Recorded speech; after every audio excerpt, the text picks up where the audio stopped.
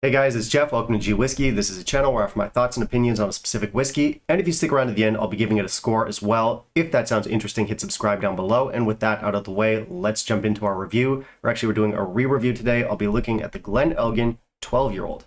Stick around.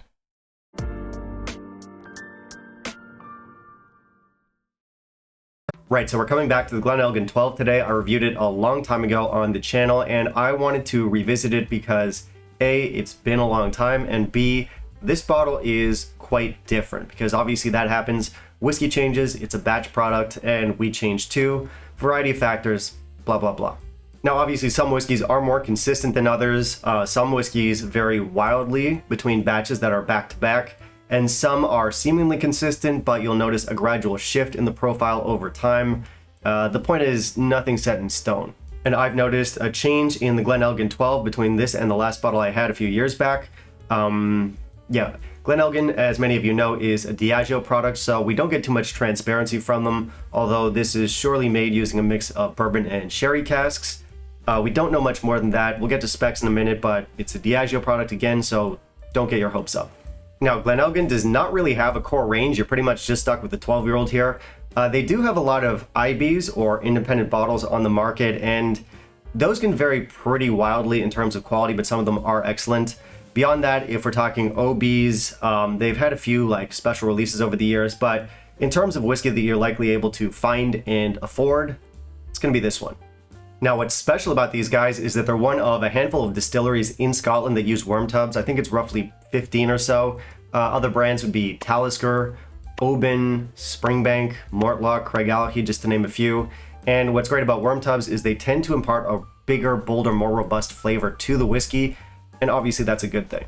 Anyway, coming back to our 12-year-old here, this is one that I thoroughly enjoyed last time. I said it was one of my favorite entry-level whiskeys, and I gave it a good score. I gave it an 89, which in retrospect, very generous. So our big question today is, can it match that score again? Stay tuned. No, it can't. But is it still a good whiskey? Is it still worthwhile? I praised it so much last time. Am I going to shower it with praise again? That's the question. That's the big hook right there. Can't wait to find out. Let's jump into our review. In the meantime, if you'll kindly leave a like down below, that'd be greatly appreciated. All right, so for specs, this comes in at 43% ABV. It is colored and it is chill filtered. And that is not ideal. All right, so in terms of look, in terms of presentation, I actually quite like this one, and that's a bit out of character for me. Usually I like stuff that's a little bit more modern or a little bit more flashy. This one, it's got kind of a simple, old school appeal. I like the squat bottle. I like the double label. I like the clean, simple fonts.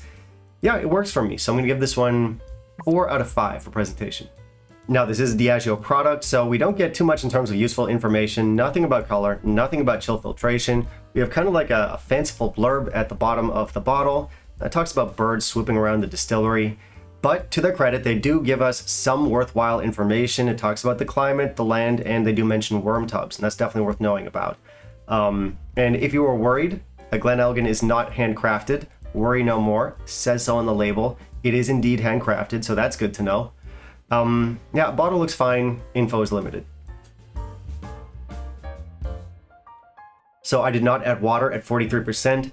On the nose, this gives us plenty of apples, red apples, stewed red apples, apple skin, that kind of thing. We have a really nice maltiness, almost like a burnt maltiness in here.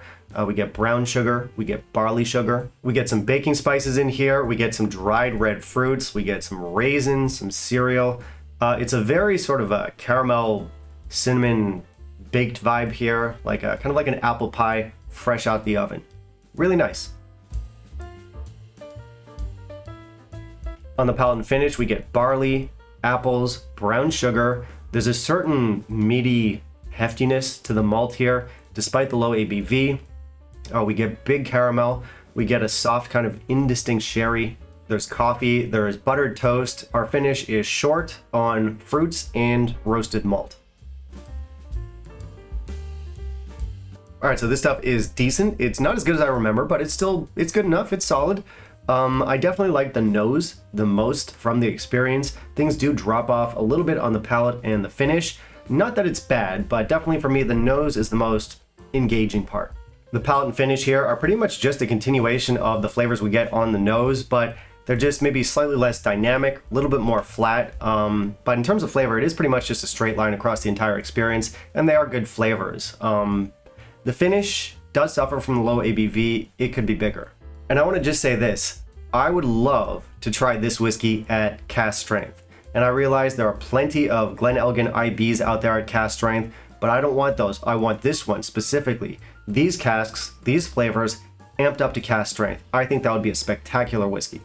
And yes, I realize I say I want this at cask strength for pretty much every low ABV whiskey that I try, but this one in particular, I just think would be so special at cask strength. And I think, you know, it would sell and it would garner a lot of goodwill from whiskey enthusiasts towards Diageo, which is something they're in very short supply of nowadays. I think Bunnahabhain 12 cask strength. Think of how good that one is. I think this could match that, possibly even exceed it in terms of quality if it was done right. Yeah, so we can dream. Anyway, let's get back on track. I like this stuff. I think it's quite a substantial whiskey for 43%, although of course it could still be bigger, but there is a nice meatiness in here.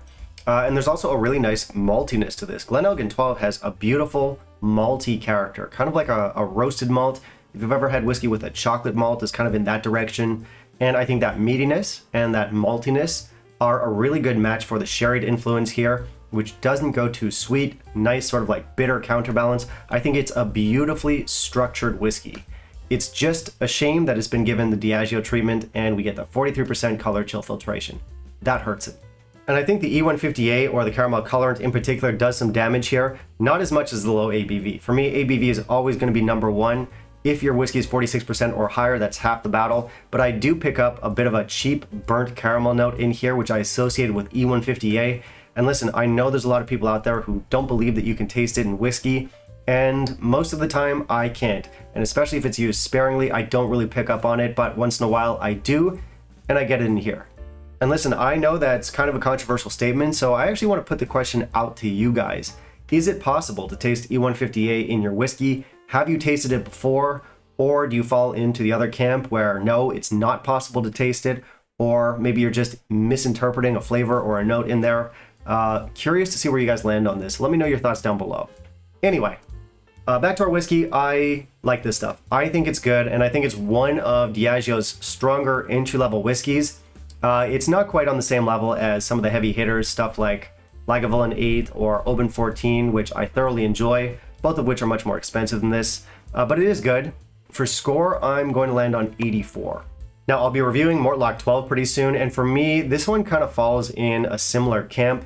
Both are great whiskeys, have the capacity to be great whiskeys. They're both produced using worm tubs. They're both owned by Diageo, and therefore they're given the Diageo treatment, which is unfortunate, but they're still solid whiskeys, although they could be better. So, tale as old as time. But I think in terms of character, in terms of profile, this is a whiskey that is right where it needs to be. Again, I like the maltiness, I like the meatiness. It is distinctive. I don't think it's generic or boring, although some people would describe it that way. No, I do like it. But the caramel colorant, the weak ABV, you know the drill. Still, I am going to recommend this one. It's recommended for people who like very malt-forward whiskeys. If you're a fan of chocolate malted whiskeys, which this isn't, this is still worth trying. It does share some similarities. And if you're a fan of sherried whiskeys that aren't sherry dominated, where sherry is just an influence, that's very big, that's very important for me these days, this is one that's recommended. Not only that, it doesn't break the bank, which brings us to value. Yeah, I think we've got pretty good value here. This one is priced as an entry-level whiskey in my market, which is exactly where it should be. It cost me about $40, about 30 pounds in that area, and I think it's worth that. We don't get the specs, but we do have good flavor, we do have nice balance, so I think it's worth it.